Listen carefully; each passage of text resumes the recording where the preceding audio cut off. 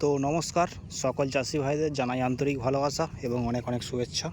তো প্রায় টানা 1 মাস ধরে বৃষ্টি হচ্ছে, ওয়েদার খুবই খারাপ, যার জন্য বীজের অবস্থাও খারাপ। দেখতেই পাচ্ছেন আমি এখন আছি বীজতলায়।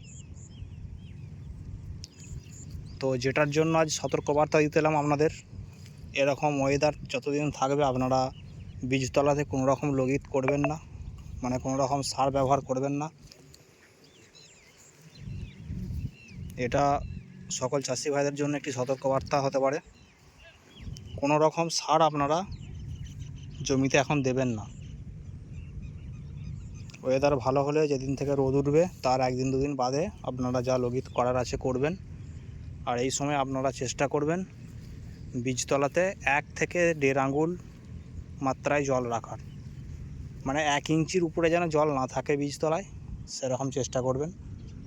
ঘাস একটু বেশি ফুটতে পারে জল কম থাকার কারণে, তার জন্য আপনারা ঘাসের ওষুধ ব্যবহার করবেন বীজতলায় যেটা দেওয়া হয়। আমাদের এখানে সাথী ব্যবহার করা হয়, আমরা সাথী ব্যবহার করি, তো খুব ভালো রেজাল্ট হয়। তো আপনারা আপনাদের যেখানে যে ওষুধ চালু আছে সেটা ব্যবহার করবেন। বীজের অবস্থা একটু খারাপের দিকেই আছে, লগিত করা হয়নি অতিরিক্ত বৃষ্টির কারণে। বীজের পাতাগুলো জলের সাথে চিটিয়ে যাচ্ছে এবং হালকা হালকা শ্যাওলা দেখা যাচ্ছে জল কম থাকার কারণে, এবং কিছু ঘাসও বেরিয়েছে।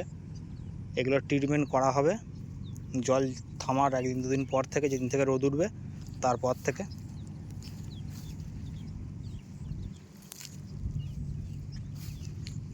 তো আপনারা এই সময় যেটা করবেন, অবশ্যই মাজরা পোকার ওষুধ ব্যবহার করবেন এবং ধসা পচার জন্য একটি ওষুধ ব্যবহার করবেন। কার্বেন্ডাজিম প্লাস ম্যাঙ্গোজেব হতে পারে, এবং আদার্স যদি কোনো ভালো ওষুধ আপনারা ব্যবহার করতে পারেন তো করবেন। এমনি নর্মালি কার্বেন্ডাজিম প্লাস ম্যাঙ্গোজেব ব্যবহার করলেই হয়ে যাবে। ইন্দোফিল কোম্পানির স্প্রিন্ট নামে আছে, এবং আরও অনেক অনেক কোম্পানি ব্যবহার করতে পারেন আপনারা যেটা খুশি। এবং মাজরার ওষুধ সাইপারমেথিন বা বাইফেন্থ্রিন গ্রুপের ওষুধ দেবেন, কোনো অসুবিধা নেই। এখন দানা ব্যবহার করার প্রয়োজন নেই, অতিরিক্ত জল হয়ে গেলে আপনার দানা জমি থেকে বেরিয়ে যেতে পারে। তো চলুন এই ভিডিওটা এই পর্যন্তই, আরও নতুন ভিডিও নিয়ে আসবো ওয়েদার ভালো হলে।